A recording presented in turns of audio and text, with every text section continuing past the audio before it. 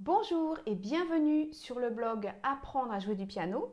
Aujourd'hui, je voulais vous parler de cette possibilité maintenant extraordinaire de pouvoir avoir toute une bibliothèque sur un engin comme ceci que je ne nommerai pas. Bien sûr, c'est grâce à des applications. Donc moi, j'utilise Forcecore. Vous avez le nom qui s'affiche sur la vidéo. Voilà, Forcecore.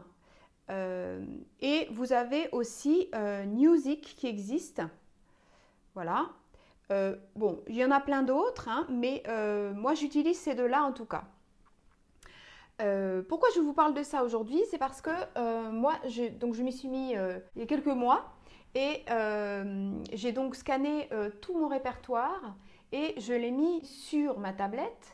Et maintenant, où que j'aille, j'ai mes partitions avec moi, même si je pars en vacances, même si j'ai pas de piano, j'ai tout mon répertoire avec moi. J'ai aussi tout le répertoire de mes élèves et j'ai aussi tout le répertoire que j'aimerais aborder.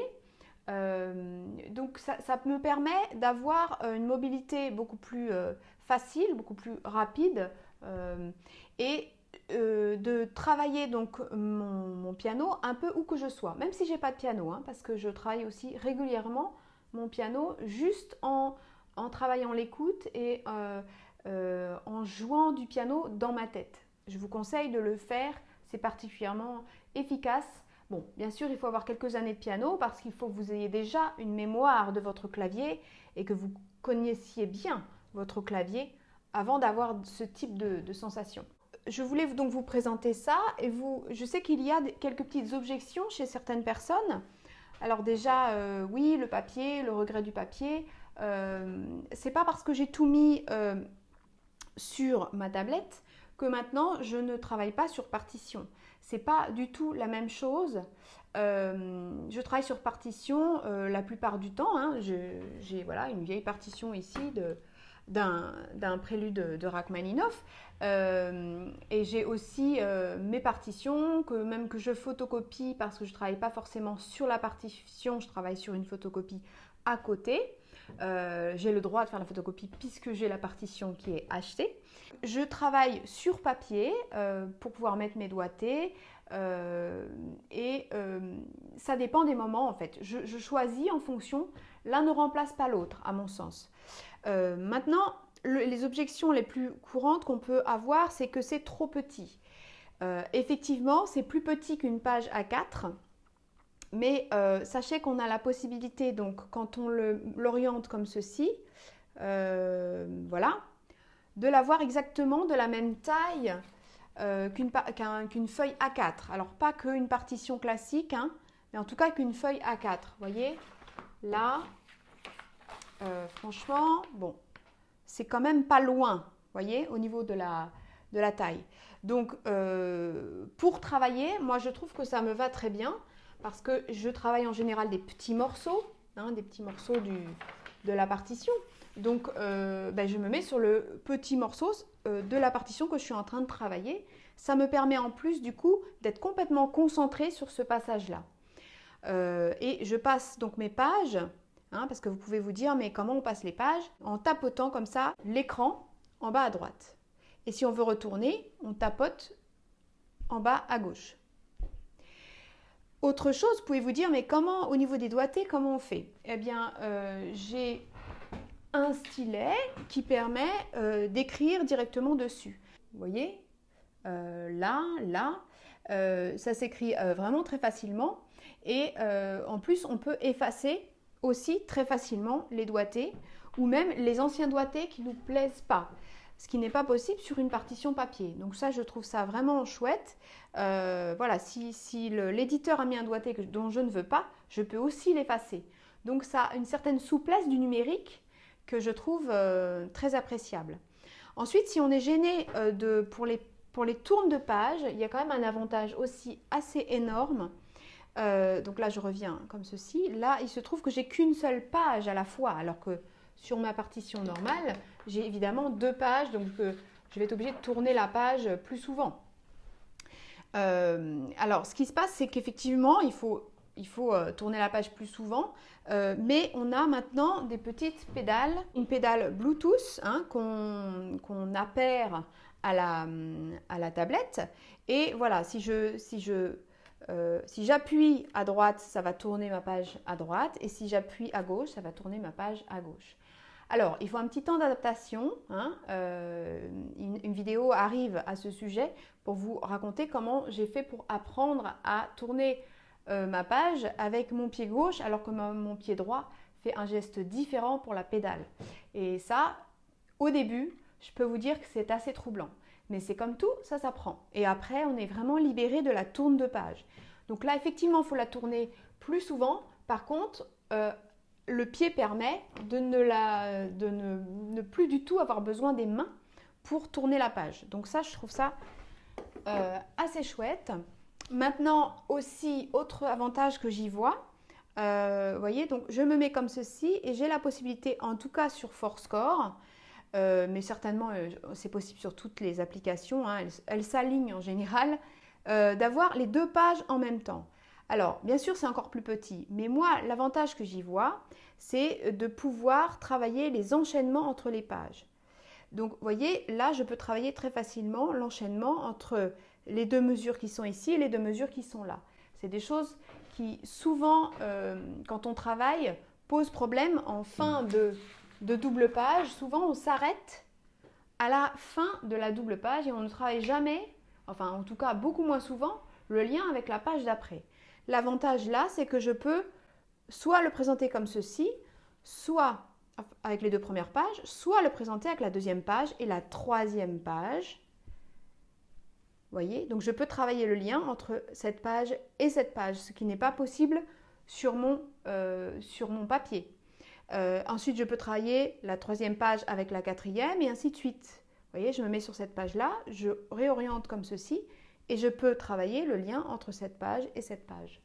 Donc, tous les liens entre pages sont possibles. Maintenant, l'inconvénient, il est vrai quand même, c'est pour les partitions qui ont beaucoup de reprises, où on reprend beaucoup, 2 pages avant, 3 pages après, etc. Là, il faut vraiment beaucoup pédaler avec son pied gauche pour pouvoir passer les pages et parfois on a tendance à s'en mêler. Donc ça, je pense qu'il y a un gros travail à faire si vous avez besoin de vous en servir en concert, si vous jouez avec un groupe ou avec un ensemble. On est obligé de tourner beaucoup les pages, donc c'est très avantageux parce que vous n'avez pas forcément besoin de vous trimballer avec toutes vos partitions. Par contre, si vous avez beaucoup de reprises, là, ça risque de vous faire tromper. Donc c'est un petit peu le revers de la médaille.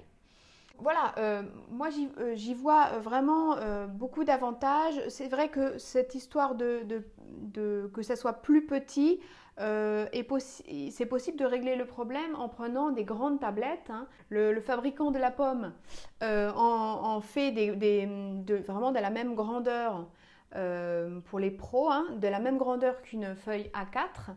Et donc, vous pouvez avoir vraiment la même grandeur qu'une feuille de partition normale. Bon, l'inconvénient, à mon sens, c'est que ça devient quand même plus lourd à transporter. Et je trouve que la taille qui est juste un petit peu en dessous suffit tout à fait, vraiment, parce que moi, je ne travaille pas uniquement là-dessus. Sinon, au bout d'un moment, quand même, on finit par avoir les yeux qui tirent si on est trop en lecture et si on est trop dans le début de l'apprentissage. Maintenant, rappelez-vous que sur une tablette, on peut grossir et là, du coup, c'est même plus gros que sur une partition.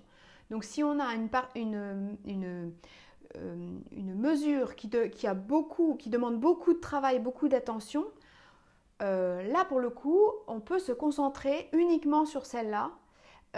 Et là, pour moi, c'est vraiment un bon atout parce qu'il est difficile parfois de se concentrer sur des passages quand on voit tout le reste à côté. Si on est uniquement centré dessus et qu'on voit que celle-là, voilà, ça permet de vraiment être beaucoup plus concentré dessus. Voilà, on peut écrire les doigtés, on peut travailler les passages des uns aux autres et surtout, au lieu de se transporter des camions de partitions, on a tout dedans. Tout dedans. Alors, comment je fais pour scanner? J'utilise une application qui s'appelle Scannable, qui est une application qui a été créée ou en tout cas qui est maintenant publié par Evernote, d'après ce que j'ai compris, hein. Vous le voyez là. Donc Scannable, c'est cette application-là. Voilà. Et donc là, vous voyez, c'est quand même assez pratique parce que je peux donc scanner cette partition. Donc là, vous voyez, je le fais même très très mal. Et donc là, j'ai la partition qui est bien sûr mal comprise. Mais regardez ça, la magie. Donc je la recadre. Vous voyez, elle m'a pris. Vous voyez que j'ai même pas eu besoin d'appuyer sur le bouton, hein. Je fais comme ceci. Comme ceci. Bon, je le fais un peu mal là, hein, puis j'ai mon doigt, enfin bref. Je lui montre ce que je veux. J'appuie sur OK. Et là, j'ai la partition. Donc là, je le nomme. Donc blablabla. Bla, bla, bla, bla. Toc. Je la veux en PDF. Je lui demande en PDF. Et je l'enregistre où je veux. Vous voyez, c'est la partition est comme ceci.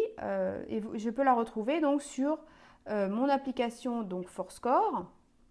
Vous voyez, voilà, tout ça, ça a été scanné par Scannable. Regardez un petit peu quand même la qualité de la chose et surtout, en plus, avec l'application, enfin avec les deux applications même, hein, Scannable et Fourscore, je peux même réduire les côtés et donc gagner, comme c'est petit, c'est mieux de gagner quand même sur les côtés.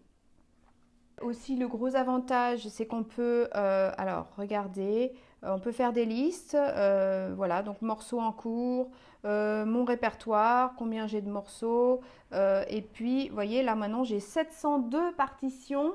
Je vous laisse imaginer ce que ça peut faire si je transporte tout en papier. 702 partitions scannées de mon mur qui est là à côté, mon mur entier de partitions. Et aussi, bien sûr, sur les sites IMSLP, bien sûr, je peux aller les chercher directement hein, sur Internet et les mettre là, à condition, bien sûr, qu'elles soient libres de droit. Je le rappelle, c'est important pour protéger les auteurs. Voilà ce que je peux vous en dire. Elles peuvent être classées par différentes, voilà, par titre, par est-ce que c'est plus récent, enfin voilà, tous les avantages du numérique. C'est vrai, c'est quand même bien sympathique. Par auteur aussi, par difficulté, par mots-clés, par étiquette. Enfin, c'est vraiment un bon atout. Libre à nous, après, de faire attention de ne pas nous laisser complètement happer par le numérique. Ne pas oublier que au niveau des yeux, on est très très centré sur une petite zone et que de temps en temps, il faut éventuellement aller tirer les yeux sur les côtés. Et puis bien sûr, si par ailleurs on regarde beaucoup de films sur la tablette, on est en train de regarder tout sur la tablette, nos téléphones, etc. Ne pas oublier qu'on peut se courber, qu'il faut de temps en temps redresser la tête, etc.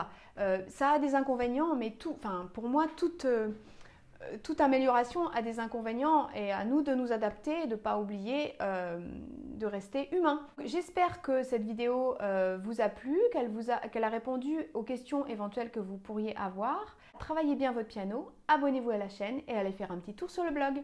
Allez, au revoir!